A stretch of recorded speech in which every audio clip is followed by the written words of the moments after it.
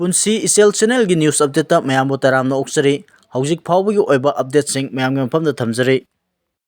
ꯃ꯭ꯌꯥꯟꯃꯥꯔꯗ military ꯑꯥꯔꯃꯤꯅ year strike ꯇꯧꯕꯗ KNA-B ꯑꯃꯗꯤ PDF-ꯀꯤ ꯑꯁꯣꯛꯄ ꯑꯁꯤꯕ ꯌꯥꯝꯅ ꯌꯥꯎꯈ꯭ꯔꯦ ꯀꯦꯝꯞꯁꯨ ꯖꯨꯟꯇꯥ ꯑꯥꯔꯃꯤꯅ ꯂꯧꯁꯤꯟꯈ꯭ꯔꯦ ꯍꯥꯏꯔꯤ ꯉꯁꯤ ꯑꯌꯨꯛ ꯅꯦꯁꯅꯦꯜ ꯍꯥꯏꯋꯦ 37ꯒꯤ ꯀꯣꯠꯂꯦꯟ ꯑꯦꯔꯤꯌꯥꯗ ꯂꯦꯟꯁ꯭ꯂꯥꯏꯗ ꯊꯣꯛꯄꯗꯒꯤ ꯂꯝꯕꯤ ꯁꯦꯝꯖꯤꯟꯕꯒꯤ ꯊꯕꯛ ꯀꯟꯅ ꯆꯠꯊꯔꯤ ꯍꯥꯏꯔꯤ ꯅꯣꯡꯃꯥꯏꯖꯤꯡ ꯔꯦꯟꯖ ꯏꯀꯣ ꯄꯥर्क ꯔꯤꯖꯥꯔꯚ ꯐꯣꯔꯦꯁꯇ ꯋꯥꯀꯤꯡ ꯄꯤꯛꯅꯤꯛ ꯇ꯭ꯔꯦꯀꯤꯡ ꯂꯥꯛꯄꯗ ꯑꯊꯤꯡꯕ ꯊꯝꯈ꯭ꯔꯦ ꯍꯥꯏꯔꯤ ꯄ꯭ꯔꯤꯊꯤꯕꯤꯒꯤ ꯎꯡꯕꯒꯤ ꯆꯥꯡ ꯍꯟꯊꯈꯤꯕꯗꯒꯤ ꯁꯥꯏꯟꯇꯤꯁꯠꯁꯤꯡ ꯈꯝ ꯊꯦꯡꯅ ꯄꯥꯈꯠꯅꯈ꯭ꯔꯦ ꯄ꯭ꯔꯤꯊꯤꯕꯤꯒꯤ ꯎꯡꯕꯒꯤ ꯆꯥꯡ ꯏꯈꯪ ꯈꯪꯍꯧꯗꯅ ꯑꯥꯒꯁꯠ 5ꯗꯒꯤ ꯍꯟꯊꯔꯛꯈꯤꯕꯗꯒꯤ ꯁꯥꯏꯟꯇꯤꯁꯠꯁꯤꯡ ꯈꯝ ꯊꯦꯡꯅ ꯄꯥꯈꯠꯅꯈ꯭ꯔꯦ ꯄ꯭ꯔꯤꯊꯤꯕꯤꯒꯤ ꯎꯡꯕꯒꯤ ꯆꯥꯡ ꯍꯟꯊꯔꯛꯈ꯭ꯔꯦ ꯍꯥꯏꯕꯁꯤ ꯃꯤꯆꯝꯅꯗꯤ ꯈꯪꯕ ꯉꯝꯂꯣꯏ ꯑꯗꯨꯕꯨ ꯊꯧꯑꯣꯡ ꯑꯁꯤ ꯃꯤꯑꯣꯏꯕ ꯈꯨꯟꯅꯥꯏꯒꯤꯗꯃꯛꯇꯗꯤ ꯃꯤꯄꯥꯏꯅꯤꯡꯉꯥꯏꯅꯤ ꯄ꯭ꯔꯤꯊꯤꯕꯤꯅ ꯅꯨꯃꯤꯠꯀꯤ ꯃꯥꯏꯀꯩ ꯃꯔꯤꯗ ꯄꯨꯡꯗ ꯀꯤꯂꯣꯃꯤꯇꯔ 1,07,000 ꯂꯣꯝ ꯌꯥꯡꯅ ꯀꯣꯏꯗꯨꯅ ꯂꯩꯔꯤꯕꯅꯤ ꯄ꯭ꯔꯤꯊꯤꯕꯤꯒꯤ ꯎꯡꯕꯒꯤ ꯇꯞꯊꯔꯛꯄꯒꯤ ꯊꯧꯑꯣꯡ ꯃꯃꯥꯡꯊꯛꯇꯁꯨ ꯀꯌꯥꯔꯛ ꯊꯣꯛꯈ꯭ꯔꯦ ꯑꯗꯨꯕꯨ ꯍꯟꯗꯛꯀꯤ ꯊꯧꯑꯣꯡ ꯑꯁꯤꯗꯤ ꯃꯃꯥꯡꯉꯩꯒ ꯃꯥꯟꯅꯗꯦ ꯃꯃꯥꯡꯊꯛꯇ ꯊꯣꯛꯈꯤꯕ ꯊꯧꯗꯣꯛꯁꯤꯡꯗꯗꯤ ꯅꯨꯡꯁꯤꯠ ꯁꯤꯠꯄꯒꯤ ꯆꯥꯡ ꯍꯦꯟꯒꯠꯂꯛꯄ ꯁꯃꯨꯗ꯭ꯔꯒꯤ ꯋꯦꯕ ꯑꯃꯗꯤ ꯄ꯭ꯔꯤꯊꯤꯕꯤꯒꯤ ꯂꯩꯅꯨꯡꯗ ꯑꯍꯣꯡꯕ ꯂꯥꯛꯄꯅ ꯑꯣꯏꯈꯤ ꯑꯗꯨꯕꯨ ꯍꯟꯗꯛꯀꯤ ꯊꯧꯑꯣꯡ ꯑꯁꯤꯗꯤ ꯄ꯭ꯔꯤꯊꯤꯕꯤꯒꯤ ꯈꯥ ꯊꯪꯕ ꯁꯔꯨꯛꯇ ꯑꯦꯠꯃꯣꯁꯐꯤꯌꯔꯗ ꯆꯥꯎꯅ ꯑꯍꯣꯡꯕ ꯂꯥꯛꯄꯗꯒꯤꯅꯤ ꯍꯥꯏꯔꯤ ꯑꯥꯒꯁꯠ 5ꯗ ꯄ꯭ꯔꯤꯊꯤꯕꯤꯒꯤ ꯎꯡꯕꯒꯤ ꯆꯥꯡ ꯑꯁꯤ ꯃꯤꯂꯤꯁꯦꯀꯦꯟꯗ ꯍꯟꯊꯔꯛꯈꯤꯕꯅꯤ ꯊꯧꯑꯣꯡ ꯑꯁꯤꯅ GPS ꯅꯦꯚꯤꯒꯦꯁꯟ ꯑꯃꯗꯤ ꯁꯦꯇꯦꯂꯥꯏꯠꯀꯤ ꯊꯕꯛ ꯊꯧꯔꯝꯁꯤꯡꯗ ꯑꯌꯦꯠ ꯑꯄꯟ ꯊꯣꯛꯍꯜꯂꯛꯄ ꯌꯥꯏ ꯍꯥꯏꯔꯤ ꯏꯗꯨꯀꯦꯁꯟꯗ ꯄꯣꯂꯤꯇꯤꯛꯁ ꯇꯧꯕꯤꯒꯅꯨ ꯍꯥꯏꯅ MLA ꯂꯣꯀꯦꯟꯅ ꯐꯣꯡꯗꯣꯛꯈ꯭ꯔꯦ ꯏꯗꯨꯀꯦꯁꯟꯅ ꯃꯅꯤꯄꯨꯔꯒꯤ ꯂꯥꯏꯕꯛ ꯂꯦꯞꯀꯗꯧꯔꯤꯕꯅꯤ ꯃꯔꯝ ꯑꯁꯤꯅꯏꯗꯨꯀꯦꯁꯟꯗ ꯄꯣꯂꯤꯇꯤꯛꯁ ꯇꯧꯕꯤꯒꯅꯨ ꯍꯥꯏꯅ ꯋꯥꯡꯒꯣꯏ ꯀꯦꯟꯗ꯭ꯔꯒꯤ MLA ꯈꯨꯔꯥꯏꯖꯝ ꯂꯣꯀꯦꯟꯅ ꯐꯣꯡꯗꯣꯛꯈ꯭ꯔꯦ ZEO ꯋꯥꯡꯒꯣꯏꯒ ꯈꯨꯠꯁꯝꯅꯔꯒ ꯉꯔꯥꯡ MLA ꯑꯁꯤꯒꯤ ꯌꯨꯝꯗ ꯄꯥꯡꯊꯣꯛꯈꯤꯕ ꯁ꯭ꯀꯨꯜꯏꯗꯨꯀꯦꯁꯟ ꯐꯒꯠꯍꯟꯁꯤ ꯍꯥꯏꯕ ꯍꯤꯔꯝꯗ ꯈꯟꯅ ꯅꯩꯅꯕꯒꯤ ꯊꯧꯔꯝꯗ MLAꯅ ꯃꯊꯛꯀꯤ ꯋꯥꯐꯝ ꯑꯁꯤ ꯐꯣꯡꯗꯣꯛꯄꯒ ꯂꯣꯏꯅꯅ ꯀꯦꯟꯗ꯭ꯔ ꯑꯁꯤꯒꯤ ꯃꯅꯨꯡꯗ ꯂꯩꯔꯤꯕ ꯒꯣꯔꯃꯦꯟꯠ ꯁ꯭ꯀꯨꯜꯁꯤꯡ ꯃꯇꯤꯡ ꯂꯩꯕ ꯃꯍꯩꯁꯪ ꯑꯣꯏꯍꯟꯁꯤ ꯍꯥꯏꯈꯤ MLAꯅ ꯃꯈꯥ ꯇꯥꯔꯗꯨꯅ ꯒꯣꯔꯃꯦꯟꯠ ꯁ꯭ꯀꯨꯜꯗ ꯑꯣꯖꯥ ꯋꯥꯠꯄꯒꯤ ꯈꯨꯗꯣꯡꯆꯥꯗꯕ ꯂꯩ ꯑꯣꯖꯥ ꯂꯩꯇ꯭ꯔꯕꯗꯤ ꯃꯍꯩꯔꯣꯏ ꯃꯁꯤꯡ ꯍꯟꯊꯔꯛꯄ ꯇꯥꯕꯅꯤ ꯏꯟꯐ꯭ꯔꯥꯁ꯭ꯇ꯭ꯔꯛꯆꯔ ꯐꯍꯜꯂꯕ ꯀ꯭ꯂꯥꯁꯔꯨꯝ ꯃꯇꯤꯛ ꯆꯥꯔꯕ ꯑꯃꯗꯤ ꯑꯣꯖꯥꯒꯤ ꯑꯋꯥꯠꯄ ꯂꯩꯇ꯭ꯔꯕꯗꯤ ꯃꯃꯥ ꯃꯄꯥꯁꯤꯡꯅ ꯒꯣꯔꯃꯦꯟꯠ ꯁ꯭ꯀꯨꯜꯁꯤꯡꯗ ꯃꯆꯥ ꯊꯥꯔꯛꯀꯅꯤ ꯃꯔꯝ ꯑꯁꯤꯅ ꯏꯗꯨꯀꯦꯁꯟꯗ ꯄꯣꯂꯤꯇꯤꯀꯦꯜꯒ ꯃꯔꯤ ꯂꯩꯅꯅ ꯈꯨꯠ ꯊꯤꯡꯖꯤꯜꯂꯣꯏꯗꯕꯅꯤ ꯀꯦꯟꯗ꯭ꯔ ꯑꯁꯤꯗ ꯏꯗꯨꯀꯦꯁꯟꯗ ꯑꯑꯣꯟꯕ ꯑꯃ ꯄꯨꯔꯛꯅꯕ ꯄꯥꯟꯗꯝꯗ ꯑꯍꯥꯟꯕ ꯑꯣꯏꯅ ꯁ꯭ꯀꯨꯜ ꯀꯣꯂꯦꯖꯁꯤꯡꯗ ꯕꯥꯏꯑꯣꯃꯦꯇ꯭ꯔꯤꯛ ꯑꯦꯇꯦꯟꯗꯦꯟꯁ ꯂꯧꯕ ꯍꯧꯍꯟꯈ꯭ꯔꯦ ꯍꯥꯏꯅꯁꯨ ꯐꯣꯡꯗꯣꯛꯈꯤ ꯊꯧꯔꯝ ꯑꯗꯨꯗ ꯁꯔꯨꯛ ꯌꯥꯈꯤꯕ ZEO ꯋꯥꯡꯒꯣꯏ ꯑꯔꯥꯝꯕꯝ ꯑꯅꯤꯜ ꯀꯨꯃꯥꯔꯅ ꯒꯣꯔꯃꯦꯟꯠ ꯁ꯭ꯀꯨꯜ ꯃꯄꯥꯡꯒꯜ ꯀꯜꯍꯟꯅꯕ ꯑꯊꯨꯕꯗ ꯔꯤꯐꯣꯔꯝ ꯇꯧꯕ ꯆꯪꯏ ꯅꯦꯁꯅꯦꯜ ꯏꯗꯨꯀꯦꯁꯟ ꯄꯣꯂꯤꯁꯤ ꯏꯝꯄ꯭ꯂꯤꯃꯦꯟꯠ ꯇꯧꯕꯗ ꯃꯍꯩꯔꯣꯏꯁꯤꯡꯗ ꯍꯛꯊꯦꯡꯅꯅ ꯀꯥꯟꯅꯕ ꯌꯧꯍꯟꯕ ꯂꯔꯅꯤꯡ ꯁ꯭ꯇꯦꯟꯗꯔꯗ ꯐꯒꯠꯍꯟꯕ ꯇꯥꯏ ꯑꯣꯖꯥ ꯑꯃꯗꯤ ꯃꯍꯩꯔꯣꯏꯁꯤꯡꯒꯤ ꯃꯔꯛꯇ ꯄꯣꯖꯤꯇꯤꯚ ꯑꯦꯟꯒꯦꯖꯤꯡ ꯑꯃꯁꯨꯡ ꯚꯦꯂꯨ ꯗ꯭ꯔꯥꯏꯚꯟ ꯏꯟꯚꯥꯏꯔꯟꯃꯦꯟꯠ ꯂꯩꯍꯟꯕ ꯃꯇꯤꯛ ꯆꯥꯕ ꯃꯇꯝꯒ ꯆꯨꯅꯕ ꯀ꯭ꯂꯥꯁꯔꯨꯝ ꯊꯝꯕ ꯆꯪꯏ ꯃꯔꯨꯑꯣꯏꯅ ꯁ꯭ꯀꯨꯜꯒꯤ ꯑꯣꯖꯥꯁꯤꯡ ꯄ꯭ꯔꯣꯑꯦꯛꯇꯤꯚ ꯑꯣꯏꯁꯤ ꯑꯣꯖꯥꯁꯤꯡ ꯄ꯭ꯔꯣꯑꯦꯛꯇꯤꯚ ꯑꯣꯏꯗ꯭ꯔꯕꯗꯤ ꯃꯍꯩꯔꯣꯏꯁꯤꯡꯒꯤ ꯊꯥꯖꯕ ꯍꯟꯊꯔꯛꯀꯅꯤ ꯍꯥꯏꯅ ꯋꯥꯐꯝ ꯊꯝꯈꯤ ꯖꯣꯕ ꯀꯥꯔꯗꯀꯤ ꯈꯨꯠꯁꯨꯃꯟ ꯀꯛꯀꯦ ꯌꯥꯗꯦ ꯍꯥꯏꯕꯒꯤ ꯋꯥꯍꯧꯗ ꯀꯥꯔꯗ ꯍꯣꯜꯗꯔ ꯐꯨꯔꯛꯂꯦ ꯍꯥꯏꯔꯤ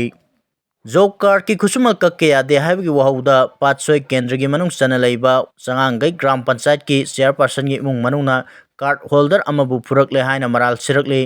ꯊꯧꯗꯣꯛ ꯑꯁꯤꯒ ꯃꯔꯤ ꯂꯩꯅꯅ ꯆꯉꯥꯡꯒꯩ ꯃꯈꯥ ꯂꯩꯀꯥꯏ ꯆꯥꯎꯈꯠ ꯈꯣꯡꯊꯥꯡ ꯂꯨꯞ CMLCKLꯒꯤ ꯁꯪꯂꯦꯟꯗ ꯃꯩꯔꯥ ꯄꯥꯏꯕꯤꯁꯤꯡ ꯄꯨꯟꯗꯨꯅ ꯆꯦꯌꯔꯄꯔꯁꯟ ꯏꯪꯊꯧꯖꯝ ꯏꯅꯥꯎꯕꯒꯤ ꯏꯃꯨꯡ ꯃꯅꯨꯡꯅ ꯆꯠꯊꯈꯤꯕ ꯊꯧꯑꯣꯡ ꯑꯗꯨꯕꯨ ꯑꯀꯟꯕ ꯃꯑꯣꯡꯗ ꯌꯥꯅꯤꯡꯗꯕ ꯐꯣꯡꯗꯣꯛꯈ꯭ꯔꯦ ꯊꯧꯗꯣꯛ ꯑꯁꯤ ꯅꯍꯥꯟ ꯊꯣꯛꯈꯤꯕꯅꯤ ꯍꯥꯏꯔꯤ ꯊꯧꯗꯣꯛ ꯑꯗꯨꯗ ꯁꯣꯛꯂꯕ ꯒ꯭ꯔꯥꯝ ꯄꯟꯆꯥꯌꯠ ꯑꯁꯤꯒꯤ ꯋꯥꯔꯗ ꯅꯝꯕꯔ 5ꯀꯤ ꯖꯣꯕ ꯀꯥꯔꯗ ꯍꯣꯜꯗꯔ ꯌꯨꯝꯅꯥꯝ ꯑꯅꯥꯃꯤꯀꯥꯅ ꯍꯥꯏꯈꯤꯕꯗ ꯃꯍꯧꯁꯥꯒꯨꯝꯅ ꯅꯍꯥꯟ ꯆꯉꯥꯡꯒꯩ ꯃꯅꯤꯡ ꯂꯩꯀꯥꯏ ꯍꯩꯀ꯭ꯔꯨꯃꯈꯣꯡꯗ ꯖꯣꯕ ꯀꯥꯔꯗꯀ ꯃꯔꯤ ꯂꯩꯅꯅ ꯐꯣꯇꯣ ꯀꯥꯞꯄ ꯆꯠꯄꯗ ꯊꯧꯗꯣꯛ ꯑꯁꯤ ꯊꯣꯛꯈꯤꯕꯅꯤ ꯐꯣꯇꯣ ꯀꯥꯞꯄ ꯂꯣꯏꯕꯒ ꯃꯍꯥꯛꯀꯤ ꯑꯦꯀꯥꯎꯟꯠꯇ ꯅꯨꯃꯤꯠ 12ꯒꯤ ꯈꯨꯠꯁꯨꯃꯟ ꯆꯪꯂꯛꯈꯤ ꯍꯥꯏꯔꯤꯕ ꯁꯦꯟꯐꯝ ꯑꯁꯤꯗꯒꯤ ꯅꯨꯃꯤꯠ 4ꯒꯤ ꯈꯨꯠꯁꯨꯃꯟ ꯍꯟꯇꯣꯛꯂꯝꯃꯨ ꯍꯥꯏꯅ ꯆꯦꯌꯔꯄꯔꯁꯟ ꯏꯅꯥꯎꯕꯒꯤ ꯂꯣꯏꯅꯕꯤ ꯅꯤꯡꯊꯧꯖꯝ ꯕꯤꯅꯥꯔꯣꯏꯅ ꯈꯪꯍꯜꯂꯛꯈꯤ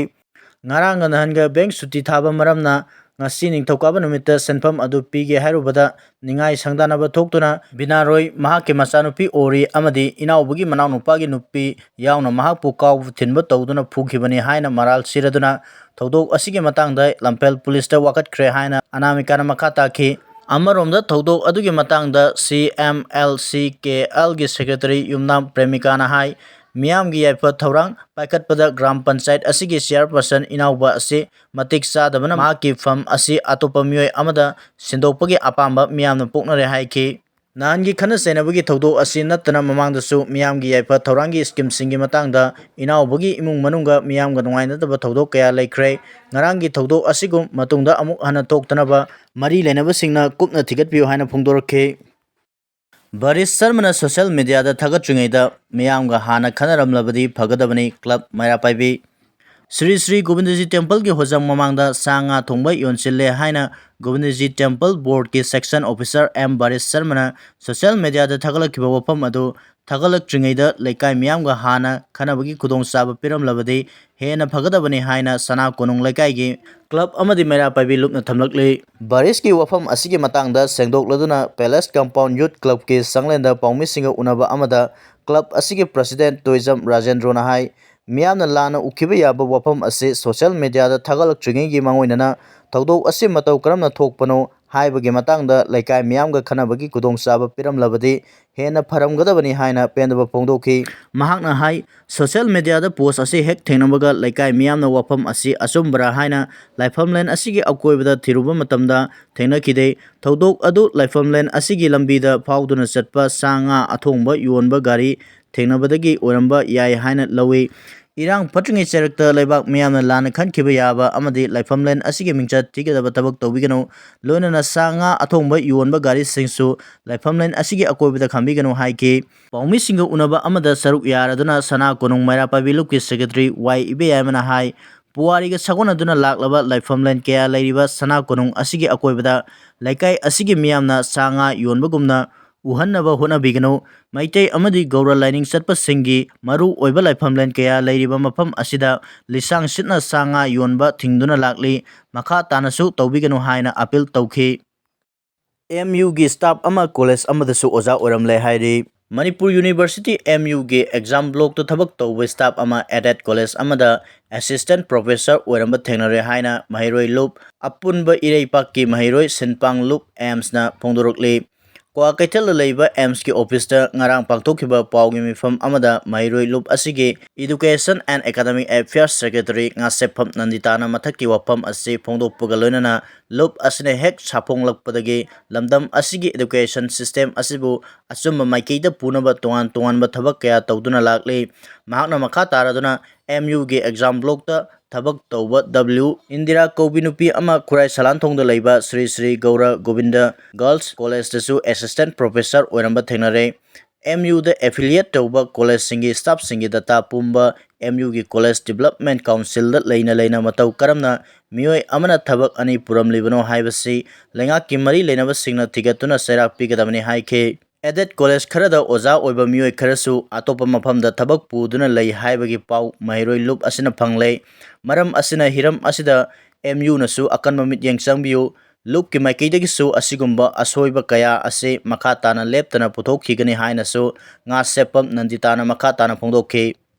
Chief Justice of India BR Gabaina mahakki Manipur khongsatta phawkhiba ihul pawdongkhre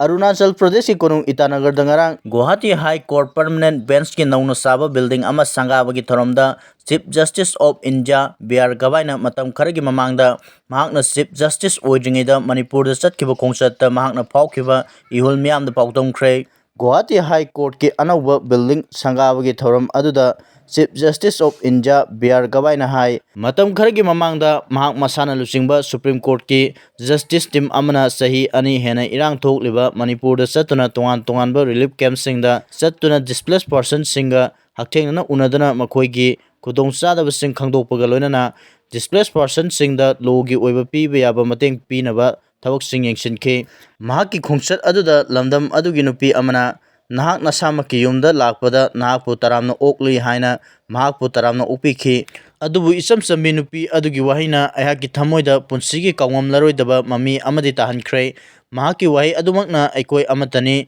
India haibase amatani India ase aikoi pumnamaki yumni amasung aikoi pumnamak Indian ni haiba wakhal nauhonana poankhi haina su Chief Justice BR Gabaina tiliba miyamda phongdokhi Ningsingbayai BR Gabaina Chief Justice of India oidringai matam kharagi mamangda mahak masana lusingba Supreme Court ki Justice team ama Manipur da laktuna numit humni leiduna tongan ba district singda hangliba relief camp singda chatuna oiriba phibam sing amadi IDP singna thengnaba kudong chadaba sing hakthengna yengshinkhibani haukiba sahi anirom asida mahak masana awangnopo state sing yengshinkhibagi wafam palladuna Chief Justice of India BR Gabaina lamdam asomda leiriba ningthiraba tribal ki culture sing uba phangki haiba wafam thamki